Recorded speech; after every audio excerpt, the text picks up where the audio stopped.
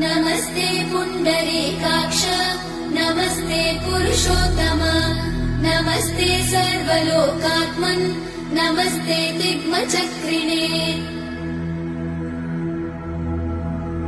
नमो ब्रह्मण्यदेवाय गोब्राह्मणहिताय च जगद्धिताय कृष्णाय गोविन्दाय नमो नमः।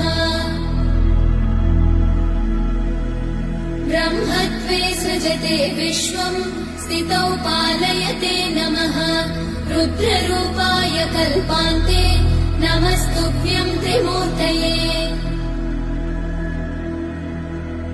देवायक्षासुरा सिद्धा नागा गन्धर्व किन्नरा पिशाचा राक्षसाश्चैव मनुष्या पशवश्च ये